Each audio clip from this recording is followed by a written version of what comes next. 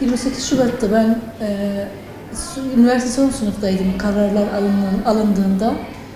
Daha sonrasında 1998'de görevime başladım. Öğretmen olarak görevime başladım. Ve atandığımız ilk günden itibaren soruşturmalarımız, stajyerlik kursunda olsun, okulda olsun soruşturmalarımız devam etti. En son sürgün edildim. Çok büyük dramlar yaşadık elbette ki. En son sürgün edildim. Sürgün edildiğim okulda da görevden alınaraktan görevden alındım. Stajyerlik kursunda, öğretmenlik stajyerlik kursu vardır. Stajyerlik kursunda bizi birinci gün almadılar, beklettiler dışarıda. İkinci gün derslere girdik ama şahısların bireysel muamellerine şahit olduk. O zamanki kursu verenler alınmama kararı aldılar. Öğretmenlerin alınmama kararı. Derse girenler alınsın, bu bir kurstur, alınsın ama derse girmesin kararı aldılar. Hatta İlköğretim Yüksek Kurul Başkanı benim üzerime yürüdü. Sınıftan atmaya çalıştı.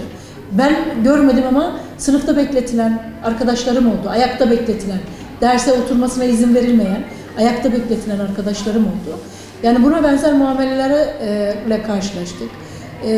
Yani mesela savunmalarımızı yazdık, okul idarecilerimiz savunmalarımızı Milli Eğitim'e göndermediler.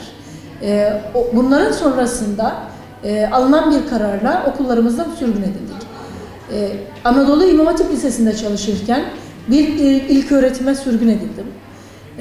O sürgün... Aynı ilde mi? Aynı ilde. Aynı ilde ama ben lise öğretmeniyim. Atamam lise.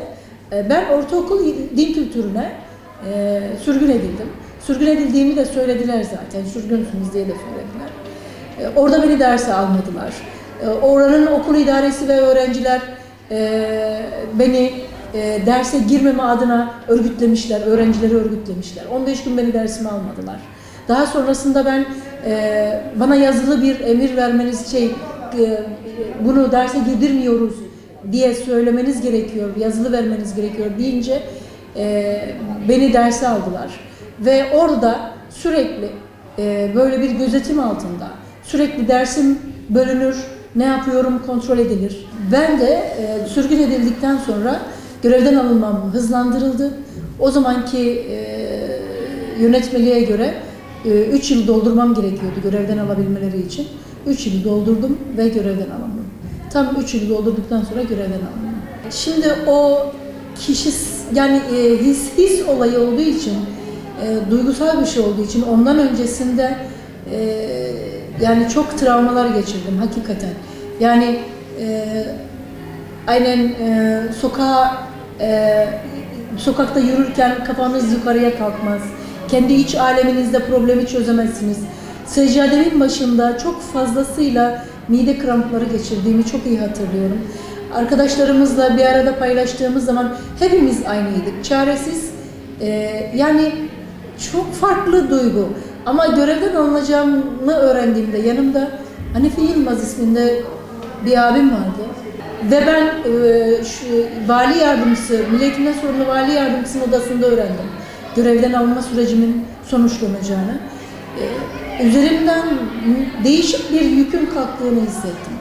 Yani Rabbim, bu karar bana göre Rabbimin kararıydı. Böyle olması gerekiyordu. Evet, vesile olanlar da cezalandırılacak, vesile oldular. Kendiler kararıymış gibi oldular ama ben bir üzerimden büyük bir yükün kalktığını hissetmiş gibi oldum. Çünkü ben mesleğimi seviyordum. Bunun içinde yani bırakma kararı çok zor bir karar. Her gün 100'e yakın soru cevaplıyorsunuz. Sizi hayata bağlayan, ahirete bağlayan birçok sebep var. Öğrenciler dinamik, bir şeyler vermek istiyorsunuz. Öğretmenlik çok güzel bir meslek. Gerçekten insanın ahiretini kazanacağı bir meslek. Nasıl bırakabilirsiniz ki? Nasıl verebilirsiniz bunun kararını? Ben veremem böyle bir şeyin kararını. Ve öyle de dua ediyordum ben. Rabbim beni bana bırakma. Beni bana bırakma diye günlerce yalvardığımı hatırlıyorum. Ve hakikaten değişik bir duyguya girdim. Sadece öğrencilerimden ayrılacağım duygusu beni çok yıprattı ve bunu o an yaşamadım. Onun travmasını yük üstümden kalktı gibi oldu ama daha sonrasında gerçek hayatla yüz yüze kaldığım zaman o zaman hissettim. Bir öğrenci gördüğüm zaman, bir okul zili çaldığı zaman dünya benim başıma yıkılıyor. Ben çok kötü yıllar yaşadım. Gerçekten. Zihniyet bana göre değişmedi. Yani bence aynen hala çok cüretkarca konuşmalarını ve eleştirini yapan insanlar var. O zaman zaten niyet şuydu, bu kesinlikle ortada. Müslüman kimliğini sindiremeyen, Müslüman zihniyetini sindiremeyen, o dönemin başbakanı olan birinin ağzından çıkan cümledir bu. Müslümanları ve zihniyetlerini değiştireceğiz şeklinde. Niyet buydu. Bunda kısmen başarılı oldular. Tesettürümüze baktığımız zaman, Müslümanlık anlayışımıza baktığımız zaman bunu görüyoruz zaten. Bir nesli gerçekten yok ettiler. Hala mesela katsayıyla ilgili hala gelip inanın şu zamanda bile katsayı devam ediyor mu? Bu okuldan mezun olan tıp fakültesine gidecek mi?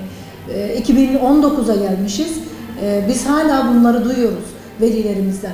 Buradan çıkan mezun olan öğrenci hiçbir fakülteye giremeyecekmiş hocam.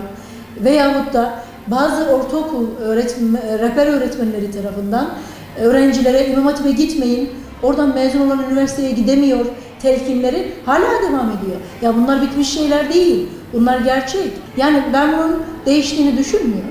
Yani kısmen evet başörtülerimizi takıyoruz. Hayatımız lay lay lom oldu. Maddi olarak çok rahatladık. Ama ben zannetmiyorum ki Allah korusun asla ben bunun olmasını istemem. Bir günde dahi bizi 28 Şubat'a geri döndürebilecek zihniyetli insanların var olduğuna ben inanıyorum. Aynen 28 Şubat aynen oradaki gibi hapishanede olanlar için devam ediyor. Konuşuyoruz hakikaten hayatımızda çok farklı bir şey değişmiyor. Zihniyeti bulanık insanlar gene bizim istediği mesela makam mevki sahibi oluyorlar. Aynı zulmü farklı bir şekilde devam ettiriyorlar aslında.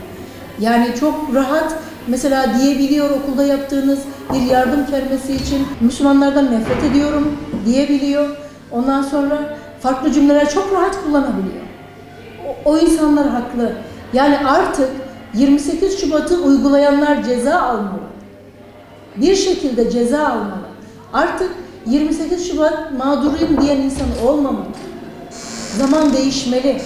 Yani eğer değişmiyorsa kaç yılından itibaren diyelim mesela 2010 diyelim bunun rahatlama zamanı. 9 yıl geçmiş. Artık yeter. Mesela ben de şunu söylemek istiyorum. Evet o zaman bize geriye dönük haklarımızdan istifade edemeyeceğimiz denilmişti ama şimdi başka şekilde cezalandırılıp suçsuzlukları ya da bir şekilde ispatlananların para iadeleri yapılıyor. Yani ben ona muhtaç değilim ama muhtaç olan insan vardır belki. Ama ayrımcılık yapılmasın. Daha öncesinde mesela farklı siyasi sebeplerden dolayı görevinden ihraç edilip geri dönenlere fazlasıyla ya da o dönemin üzerinden paraları iade edildi. Yani evet paraları iade edildi. Bu da bir mağduriyettir.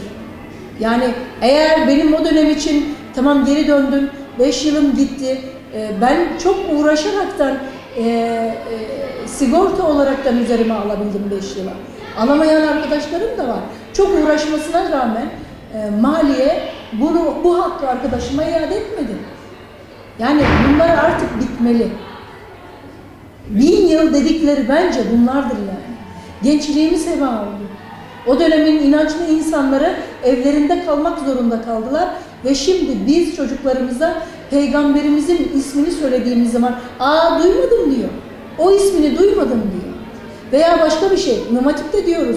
Liseler acaba daha nasıl? Yani İmam Hatip Lisesi'nde biz çocuklarımızla gerekli şekilde derslerimizi işlerken bilinç kaybı var mesela. Çünkü o nesilde heba olanlar kız oldular ve şu anda anneler. Ve geleceğimizden emin olmak için şuurlu neslimizi tekrardan o dinamik, o İmam Hatip'ten korktukları İmam Hatipleri yeniden canlandırmamız gerekiyor. Elbette ki bugünlerde 28 Şubat tekrar gündeme geldi. Eskiye dair belgeseller, gerçek tanıklar seyrediliyor. şu korkumu dile getirmek isterim sorunuza binaen. 28 Şubat'ı tekrar yaşama korkusu, evet, yaşıyoruz. Söylediğiniz gibi hala 28 Şubat mağduru olan insanlar, ben o asıl mağdur aslında onlar. Bizimki belki bir noktadan sonra bir şekilde hayata tutunduk ama gerçek hayatlarından uzak kalıp dört duvar arasında hayatını devam ettiren insanlar var. Dosyasına baktığımız zaman yine 28 Şubat mağduru olaraktan geçiyorlar. O insanların artık eğer bitecekse bu tamamıyla bitmesi lazım. Bizim başörtümüzle ilgili de bir kanun maddesi çıkacaksa ya da bir yönetmelik kesinlikle çözüm değil. Bir yönetmeliğe göre zaten bizler görevden alındık. Bununla ilgili gerçek, kalıcı bir adımın atılması lazım artık. Bunun ben büyüklerimizden hasreten bunu gerçekten talep ediyorum.